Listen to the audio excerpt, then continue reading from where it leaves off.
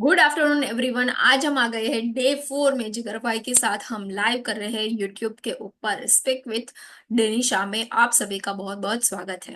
And speak with upgrade India channel को आप subscribe कर सकते हो, ऐसे ही लाइव मिस ना हो जाए। आप बहुत अच्छा सा नॉलेज यहाँ से ले सकते हैं और बहुत सारी चीजें भी यहाँ से सीख सकते हैं। तो आज का लाइव हम शुरू करते हैं हमारे एक छोटे से सवाल से। जिगर भाई को हम सवाल करेंगे कि ये जो न्यूमरोलॉजी है वो कौन कौन कर सकता है और कैसे कैसे उसको यूज कर सकता है अपनी लाइफ में। यस जिगर भाई। न्यूमरोलॉजी कौन कौन कर सकता है? उसके पहले हमें ये जानना पड़ेगा कि कौन कौन लोगों ने ये यूज किया हुआ है। यस। अगर वो पता चल जाए कि कौन कौन लोगों ने ये यूज किया है, तो हमें अच्छा आइडिया आ जाएगा कि कैसे इसको यूज करता है, कहाँ कहाँ यूज करना है। तो हम देखेंगे कि जैसे सलमान खान है, शाहरुख खान है, उनके गाड़ी के नंबर देखे ना, तो 5 पे ही आ रहा है, 1 पे ही आ रहा है। अजय देवगन, काजोल तो 7 पे ही नंबर आ रहा है टोटल, क्योंकि वो जो नंबर है उनकी डेट ऑफ बर्थ के साथ अलाइन है। तो वो यूज कर रहे हैं इतने बड़े स्टार, वो भी ये न्यूमरोलॉजी में बिलीव करके वही नंबर की कार वो ले रहे हैं। जैसे मैंने न्यूमरोलॉजी में बात की थी कि हम हमारे नाम में अल्फाबेट ऐड करके उसका फ्रीक्वेंसी चेंज कर सकते हैं, न्यूमरोलॉजी में ऐसा है। बाकी कोई ऐसी विद्या और कोई विद्या में ऐसा नहीं है कि हम हमारे नाम में उसके अल्फाबेट में एक ए ऐड कर दे, के ऐड कर दे तो फ्रीक्वेंसी चेंज नहीं। ऐसा कोई साइंस है, पर न्यूमरोलॉजी में ऐसा हो सकता है। तो अभी रिसेंटली थोड़े महीने पहले अभिषेक बच्चन ने भी उनका नाम में चेंज किया है। उन्होंने चेंज किया अभिषेक, अभिषेक ए डॉट बच्चन। आयुष्मान खुराना का भी आप स्पेलिंग सर्च लगाओगे तो बचपन से उनका नाम उनके फादर ने चेंज कर दिया था न्यूमरोलॉजी के हिसाब से। फिर एकता कपूर की जो सीरियल आती है, क्योंकि सास भी कभी बहू थी, अगर वो सीरियल का आप नाम भी देखोगे तो क्योंकि सास तो डबल ए आपको दिखेगा। कहानी घर घर की, कसौटी जिंदगी की, कुसुम, कुसुम में डबल के आएगा, साथ निभावना साथिया।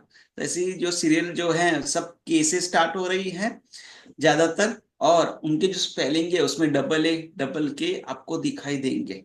और ये जो केसेस स्टार्ट हो रही है वो टैरो के हिसाब से है, और उनके जो स्पेलिंग में जो करेक्शन किया है, जिसमें कसौटी जिंदगी की, जिंदगी की में डबल आई की हुई है, कुसुम में डबल के किए हैं। तो ये न्यूमरोलॉजी के हिसाब से जो फ्रीक्वेंसी चेंज करनी एकता कपूर की डेट ऑफ बर्थ के साथ, तो उसकी फ्रीक्वेंसी नाम के साथ उन्होंने मैच करवा के वो किया हुआ है। यश वाह। चोपड़ा की बात करें तो बहुत साल पहले, शायद हमारा जन्म भी नहीं हुआ होगा वो टाइम पे, तो उनका एक मूवी आया था डर मूवी। और ना। डर मूवी का जो स्पेलिंग था वो DA RR था। क्यों डबल आर? एक ही आर गिना जाता है तो भी क्यों डबल आर? तो वो न्यूमरोलॉजी के हिसाब से, क्योंकि यश चोपड़ा खुद न्यूमरोलॉजी जानते हैं, और उनके जो सारे मूवी रहते हैं, जैसे कभी कभी मूवी आया था उसमें लास्ट में उन्होंने ई एक ज्यादा ऐड कर दिया था। और ज्यादातर वो मूवी ऐसे ही उनके नाम सिलेक्ट करते, जैसे दिल तो पा गए रे, दिल वाले दुल्हनिया ले जाएंगे, रब ने बना दी जोड़ी, तो ज्यादातर नेम इस तरह ही रखते हैं ताकि उनकी डेट ऑफ बर्थ के साथ वो नाम मैच हो जाए और वो जो मूवी है वो सबसे ज्यादा चले। करण जौहर भी न्यूमरोलॉजी यूज करता है।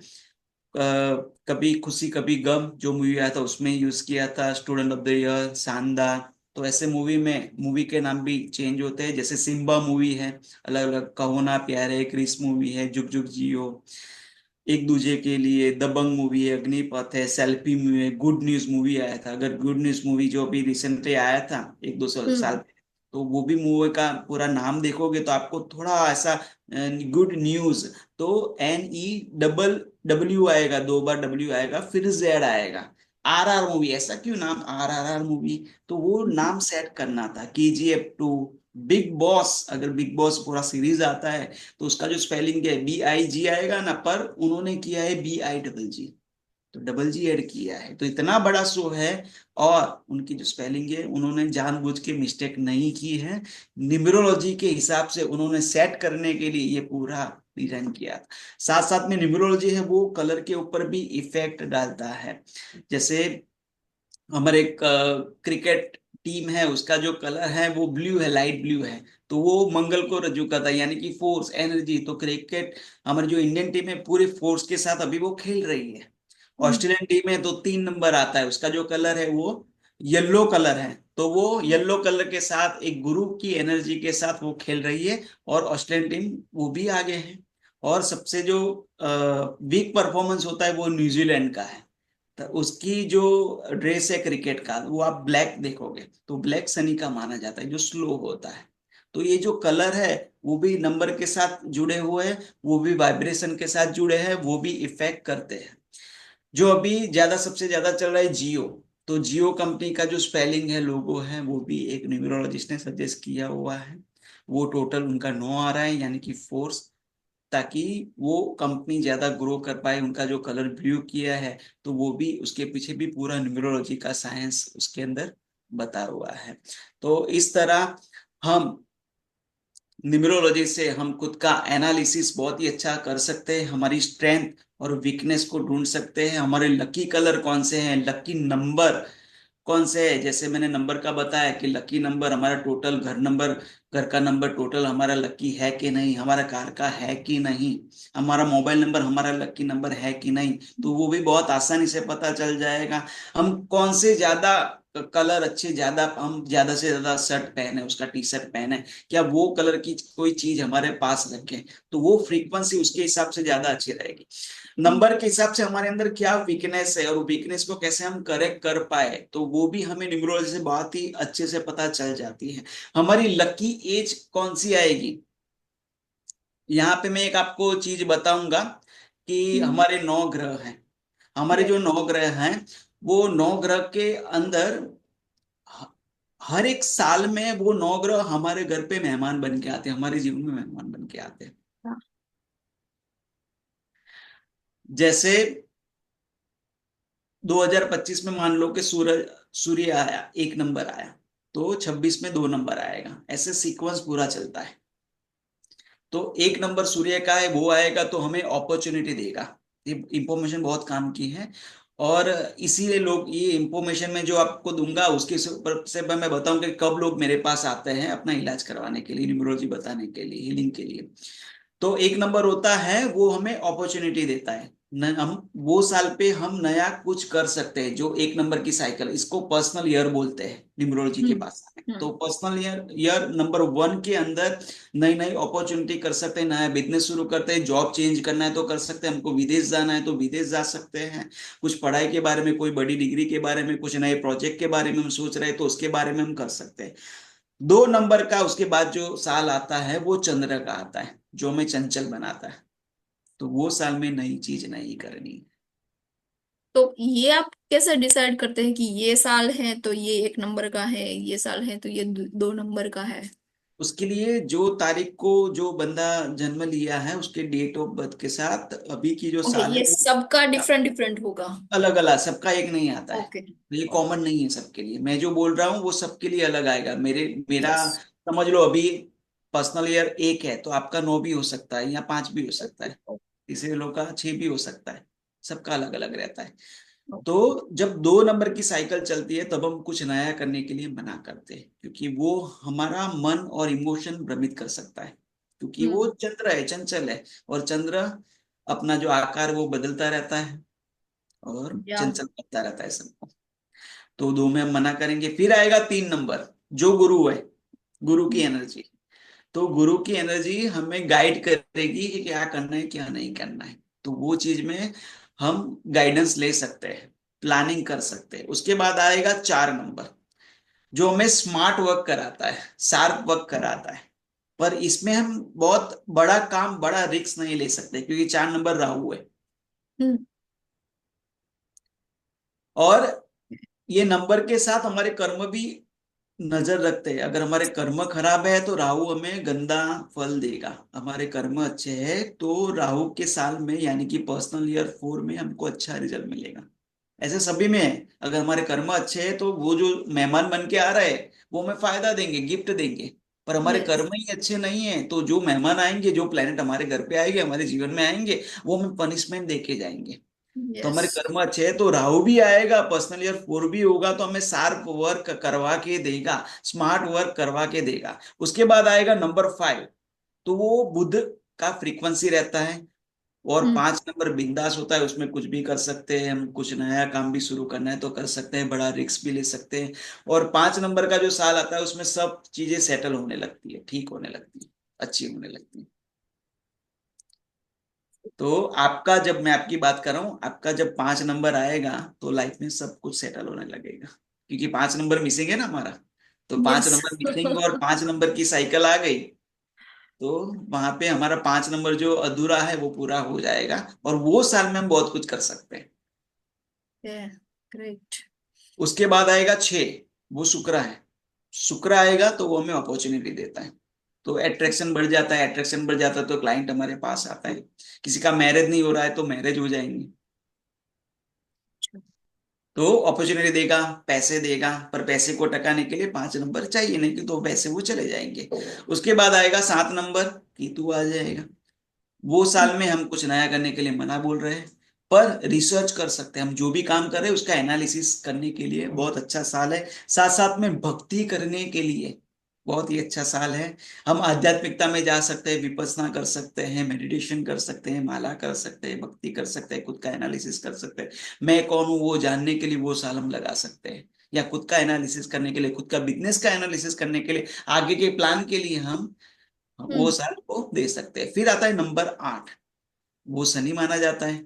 वो टाइम पे नया कुछ नहीं करना है, शनि खुद करेगा, क्योंकि वो हमें फल देने आया है। और शांति से हमने जो अच्छे कर्म किए हैं उसका अच्छा फल मिलता रहेगा वो साल में। पर नया कुछ नहीं करना है, और वो जो शनि का साल आएगा तब बुरे कर्म भी नहीं करने हैं, अगर करे तो उसका फल भी तुरंत मिल जाएगा। फिर आएगा नंबर 9, लास्ट, मंगल। और मंगल सब हिसाब खत्म कर देता है, फाइल क्लोज कर लेता है। तो आगे के जो 1 से 8 हमने जो कर्म किए हैं वो साल में, उसका फाइनल हिसाब कर देगा, उसके कर्म भी दे देगा, पूरा किताब बंद कर देगा। और कर्म के हिसाब से कुछ होगा तो हमको बीमारी भी देगा, हमारे पैसे भी लॉस करवाएगा, सब होगा उसमें। एक्सीडेंट भी हो सकता है, बीमारी भी हो सकती है, ऑपरेशन भी आ सकता है, कुछ झगड़ा वगैरह भी हो सकता है, डिवोर्स भी हो सकता है, कुछ भी हो सकता है। 9 नंबर में, 8 और 9 नंबर में ये होता है।